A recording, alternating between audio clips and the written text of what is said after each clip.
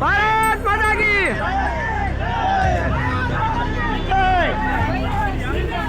इंकलाब जिंदाबाद जिंदाबाद जिंदाबाद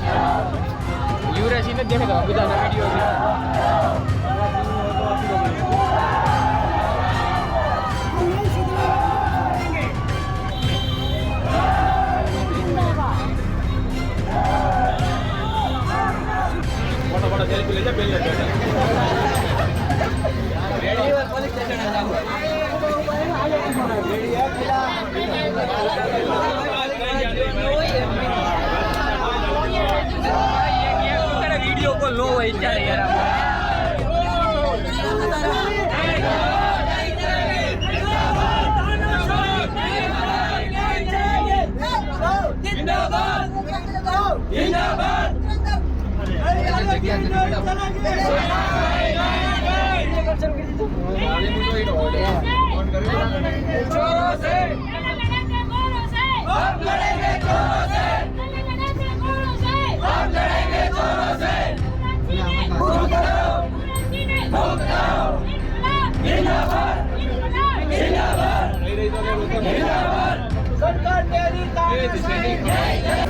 વિધાનસભાના ગેટ સામે ગેટ નંબર 6 સામે આંદોલન કરતા ગાડીમાં બેસાડીને ટીકા પાટું ગાડીમાં બિહારમાં બળજબરીપૂર્વક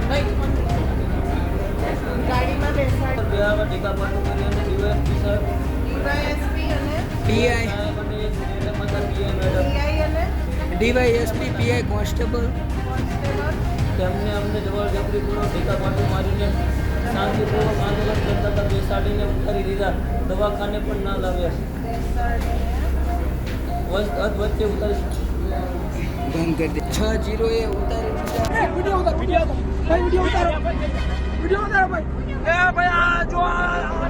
અહીંયા વગાડી પોલીસે હાથાપાઈ કરી છે અમારી જોડે અહીંયા પણ વગાડી છે અને હમણાં પગ ખીચે પગ પકડીને તમે ખીચવામાં આવ્યા છે આ જુઓ આ છોકરાને કઈ જગ્યાની જવાબદારી કોણ લેશે અમને જવાબ આપો કોને આપ્યો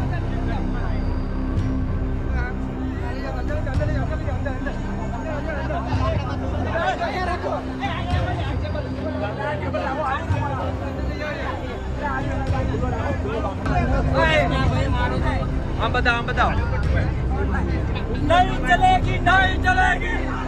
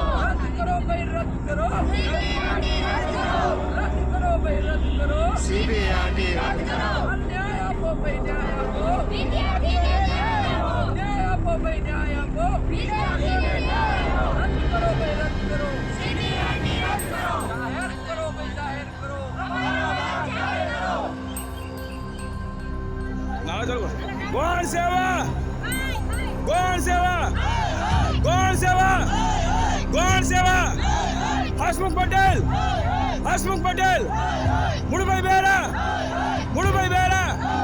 हमारी मांग पूरी करो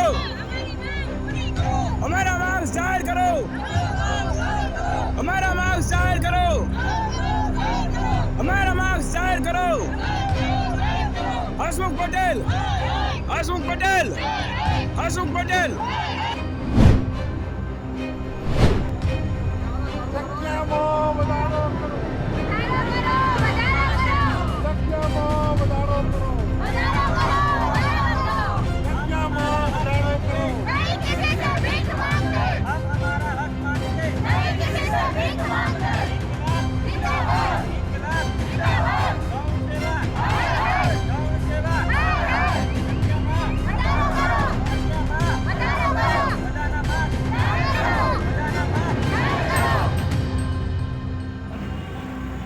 भारत माता की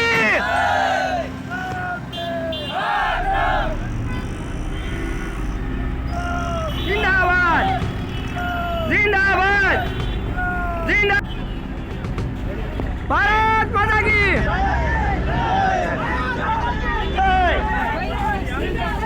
इंकलाब जिंदाबाद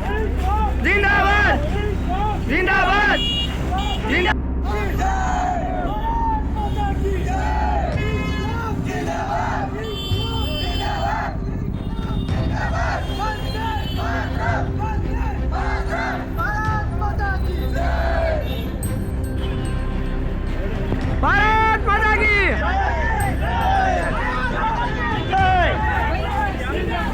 इंकलाब जिंदाबाद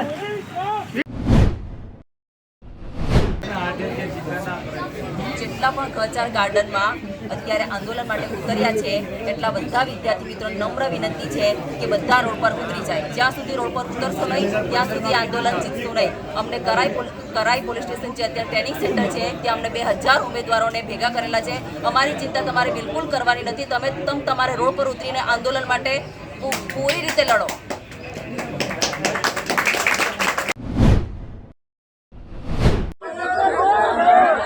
હાલો સર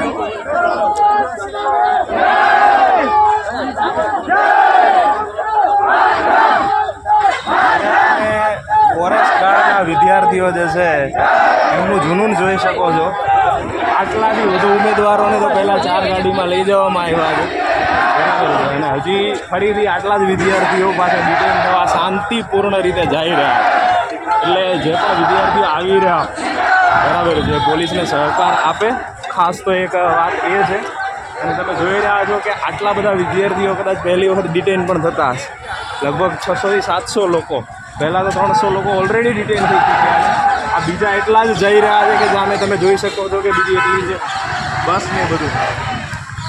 સાહેબ, આ કાયદાને જાણનાર એજ્યુકેટેડ વિદ્યાર્થી છે જેમને હારે અન્યાય થયો છે, હા, અને તો શાંતિપૂર્ણ જ માંગ કરી રહ્યા છે, છતાંય એમને ભરવામાં જે પોલીસ અધિકારીના ખાલી માત્ર એક કહેવાથી બધા ગાડીમાં બેસવા તૈયાર થઈ ગયા છે.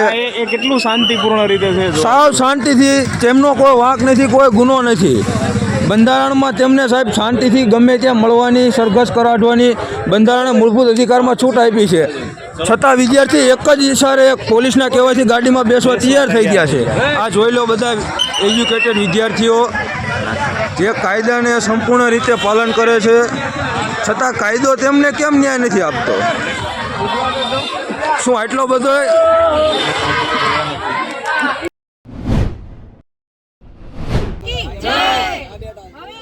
જેટલા બાકી લોકોને ડિટેન કરવામાં આવ્યા છે ને, અમે આટલા લોકો જે બહાર છીએ, અમારી પણ એવું કહે છે કે અટકાયત કરવા લોકો પોલીસ મિત્રો અટકાયત કરવા માંગે છે. ભાઈ, શું કામે તમે લોકો અમારી અટકાયત કરવા માંગો છો?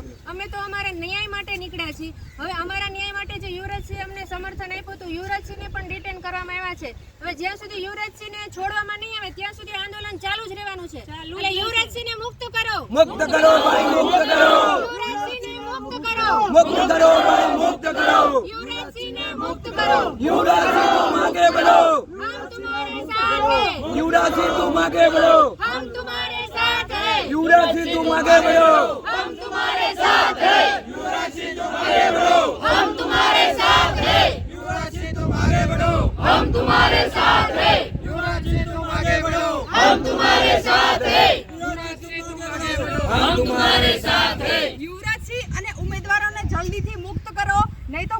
દેશના દરેક યુવાનને યુવરાજસિંહ બનતા વાર નહીં લાગે.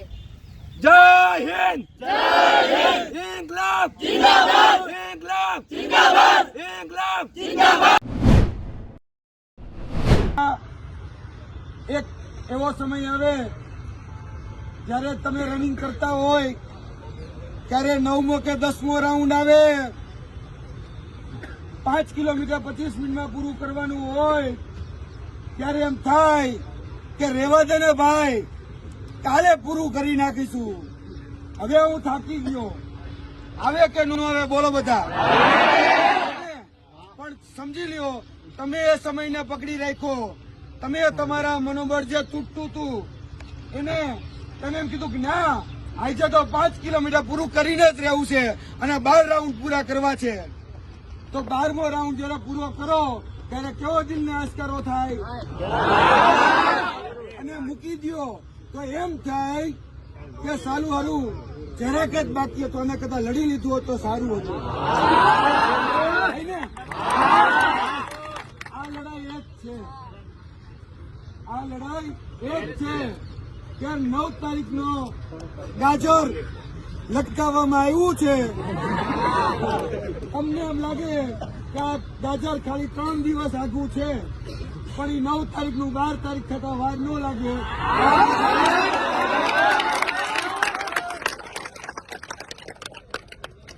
પ્રશાસન તંત્ર જે મધ્યસ્થીમાં ઉભા છે, હું એમને પણ કહું છું કે તમે જો ઈચ્છતા હોય કે અમે ઉભા થઈ જાય શાંતિથી, અમે પણ તમારા બાળકો છીએ, તમારા નાના ભાઈ બહેનો છીએ, અમે તમને વિનંતી કરીએ છીએ કે ગૌણ સેવાની એક ક્લિકમાં 8 ગણા ઉમેદવારોની માર્કની યાદી જાહેર થઈ શકે એમ છે, 40 ગણા ઉમેદવારની યાદી જાહેર થઈ શકે એમ છે. અમે તમને ઓપ્શન આપીએ કે 2માંથી 1 યાદી જાહેર કરી દો. હું બધા વિદ્યાર્થીઓને કહું છું કે ગ્રાઉન્ડ છોડી દેશે.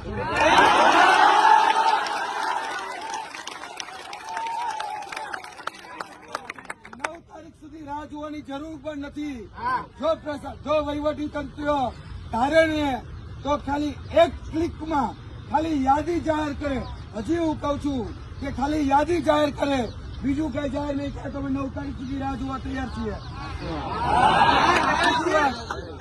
અમે અમારી માંગણી સાથે 9 તારીખે પણ કાયમ છીએ, 10 તારીખે પણ કાયમ છીએ, અને જ્યાં સુધી બધાના માર્ગ જાહેર કરવામાં નહીં આવે ત્યાં સુધી એ આંદોલન પૂર્ણવિરામ તરફ નહીં જાય.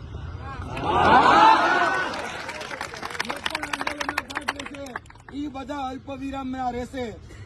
માની લઈએ કે કદાચ પ્રશાસન તંત્ર એની ભૂમિકામાં અમારી અટકાયત કરે, ધરપકડ કરે, ગુના દાખલ કરે, અમને બધું મંજૂર છે. કારણ કે એ ગુનો 307 થી તો મોટો નહીં હોય ને, 307 લાગેલી છે, એનાથી મોટું નહીં હોય. અને છતાંય કોર્ટની તારીખો ભરીએ જ છીએ. અમે લડતા જાણીએ છીએ, કારણ કે માટીમાંથી ઉભા થયા છીએ. એસી ચેમ્બરમાં બેસનારા અમારા માતા પિતા નથી, પરસેવે રેપઝેપ થઈ અને અમને ભણાવ્યા છે, ગણાવ્યા છે. આજે અમને જે માગી રહ્યા છીએ એ અમારા હકના રોટલા માગી રહ્યા છીએ. અમારે કોઈનું છીનવી નથી લેવું, અમે કોઈની સીટ છીનવવા નથી માંગતા, પણ અમારા હકની સીટ કોઈ છીનવી જતો હોય તો પછી અમે એને મૂકવા માટે પણ તૈયાર નથી. આજની જે માંગણી છે એ પ્રશાસન તંત્રના માધ્યમથી એ વહીવટી તંત્ર સુધી પહોંચાડીએ છીએ કે અમારે અમારા હકનો રોટલો જોઈએ છે. અમારે બીજું કશું જ જોતું નથી. અમને તમે માર્ગ જાહેર કરી દો. અમે નોકરી આપવાની વાત નથી કરતા કે તમે અમને નોકરી આપી દો, પણ તમે અમારા માર્ગ જાહેર કરો કે સિંગલ ક્લિકમાં છે. તમે ભરવા ચાહો તો ભરી શકો છો. હું પ્રશાસન તંત્રને પણ વિનંતી કરું છું કે તમે ભરવા માટે આવ્યા હોય તો અમે તમારે ભરીને લઈ જાઓ, અમને કોઈ વાંધો નથી. પણ તમને એનાથી રાતે જયારે જમતા હોય ત્યારે તમને જો લોકોને એવું લાગે કે આ સુખનો રોટલો હું ખાઈ રહ્યો છું તો જ અમને પકડાયા.